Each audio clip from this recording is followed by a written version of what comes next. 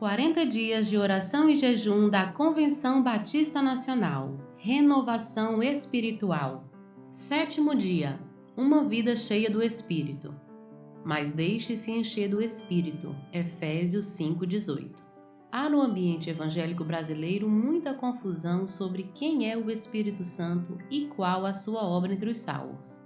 Por aqui há unção estranha, manifestações de dons estranhos, sentimentalismo, cultos com hinos de poder, palavras de poder, fala-se de culto de avivamento, pregador e música avivada.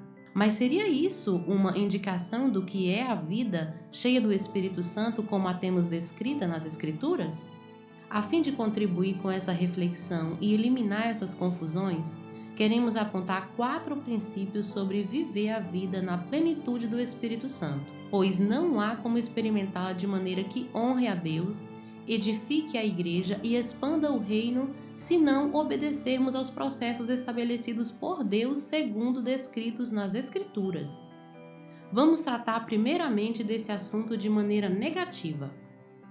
Primeiro, ninguém pode ser cheio do Espírito Santo se não nascer de novo. A obviedade dessa afirmação elimina qualquer tentativa de falsificação emocional e até espiritual por parte de qualquer pessoa que reivindique estar cheia do Espírito Santo. Basta lembrar que muitos homens e mulheres na história da Igreja, mesmo convivendo em ambientes religiosos, precisaram experimentar o novo nascimento, o nascimento do alto. Assim aconteceu com Agostinho, os irmãos Wesley e Martinho Lutero. Nenhum ser humano nasce por si ou de si mesmo, pois seu nascimento depende de uma ação externa e antecedente a ele.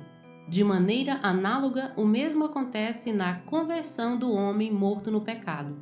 Somente por meio da ação de Deus é que esse homem pode experimentar a regeneração de seu espírito. De acordo com essa afirmação, o Evangelho de João diz que os quais não nasceram do sangue, nem da vontade da carne, nem da vontade do homem, mas de Deus. Também o apóstolo Paulo afirmou que a regeneração é um ato de Deus quando escreveu: Ele lhes deu vida. E ainda o apóstolo Pedro, em concordância, afirmou esse ato regenerativo de Deus quando disse em 1 Pedro 1:3: Bendito o Deus e Pai do nosso Senhor Jesus Cristo, que segundo a sua muita misericórdia nos regenerou para uma vida de esperança, mediante a ressurreição de Jesus Cristo dentre os mortos. Assim, para ser cheio do Espírito Santo é necessário nascer de novo. 2. Ninguém pode ser cheio do Espírito Santo se não houver uma rendição interior. A nossa compreensão da natureza humana é limitada por causa do pecado. Não compreendemos o nosso modo de agir em relação ao bem e o mal que está em nós e diante de nós todos os dias. Com isso, todos aqueles regenerados por Deus sentem no seu íntimo um gemer por conformidade com a palavra de Deus, por santificação e semelhança a Cristo, por mortificação de seus pecados e por anelo ao céu. Entretanto, para que todo cristão viva a vida de Deus de maneira plena, é necessária uma experiência de entrega plena e absoluta de sua vida, sem reservas, diariamente e em obediência irrestrita a Deus. Nenhum cristão experimentará a plenitude do Espírito Santo em sua vida se no trono do seu coração estiver assentado o seu ego ou qualquer outro ídolo. Essa experiência de resistência e rendição tem sido uma verdade na vida daqueles que experimentam a plenitude do Espírito em sua vida. Desde o Antigo Testamento até nossos dias, homens e mulheres têm experiências com o poder do Espírito Santo e pela palavra. Assim temos o testemunho de rendição de Davi, Isaías, George Miller e Enéas Tonini e em tantos outros que, destronando de modo quebrantado seus prazeres, deuses, segurança carnal, confiança no homem e tantos outros impostores na alma, foram por fim tomados pela presença do Espírito Santo. Assim, para ser cheio do Espírito Santo, importa que ele cresça e que nós diminuamos. Agora, a vida cristã não deve ser vista como uma experiência apenas de negação, de crucificação do ego com suas paixões. Ser cristão é experienciar a plenitude do Espírito Santo de maneira viva e dinâmica para que o testemunho cristão seja adornado e embelezado com as virtudes do Espírito em nosso íntimo. Assim, de modo positivo, aprendemos pelas Escrituras outras etapas para uma vida cheia do Espírito Santo. Terceiro, a vida cheia do Espírito Santo acontece por meio de um processo de se conformar em obediência à palavra de Deus.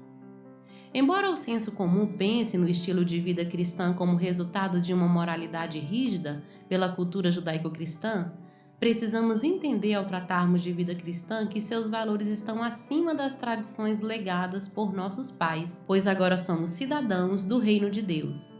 Nossa regra de fé e prática é a palavra. Nossa ética é a ética do reino. E que Jesus Cristo é o nosso modelo de Filho de Deus, é o primogênito de toda a criação. Com isso, se alguém deseja uma vida cristã tomada pela plenitude do Espírito Santo, esta pessoa deve compreender que isso somente é possível quando a palavra de Deus, os valores do reino de Deus, o caráter de Jesus for sua santa ambição e desejo maior. Afirmamos isso pois o Espírito Santo opera somente mediante a palavra de Deus. Assim, apenas a verdade do Espírito pode transformar e moldar nossa vida às alturas das exigências do reino de Deus. Quando isso ocorre, o cristão está cheio do Espírito Santo, e como resultado será alguém cujo caráter estará seguindo mais em consonância e conformidade com o caráter de Jesus do que com aquela vida antiga que tivera outrora. Essa verdade libertadora pela palavra tornará a vida de cada um dos filhos de Deus em uma vivência bendita, feliz e abençoadora no mundo.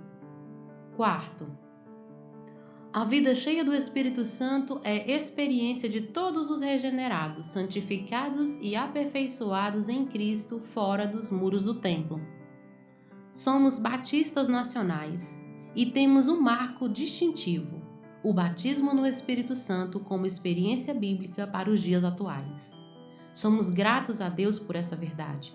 Assim, cada cristão batista deve estar em busca dessa experiência batismal com o Espírito Santo. Ao mesmo tempo, todos os lugares devem ser tomados de toda a plenitude do Espírito Santo diariamente.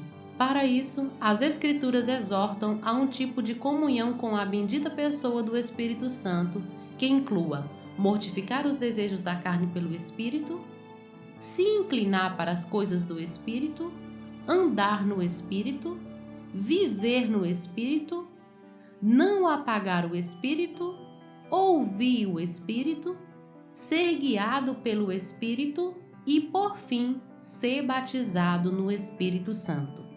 Ao fim de cada culto nas igrejas locais, faz parte de algumas liturgias impetrar a bênção apostólica sobre a membresia da igreja. Nesse ato, ao citarmos a comunhão do Espírito, trazemos à lembrança à Igreja de que todos devemos ter este tipo de relação viva e diária fora dos muros do templo local.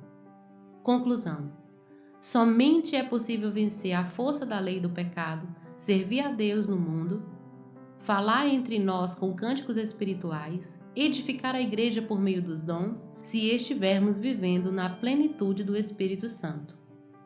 Não somente a Igreja de Jerusalém viveu essa vida em dias conturbados para ela, como também milhares de cristãos em todo o mundo têm experimentado essa mesma realidade. Que cada cristão batista nacional seja tomado em toda a plenitude do Espírito Santo ainda hoje. Elias Fernandes, presidente da Lerban. Motivos de oração: por uma vida cheia do Espírito Santo, para que ocorra um grande avivamento no Brasil.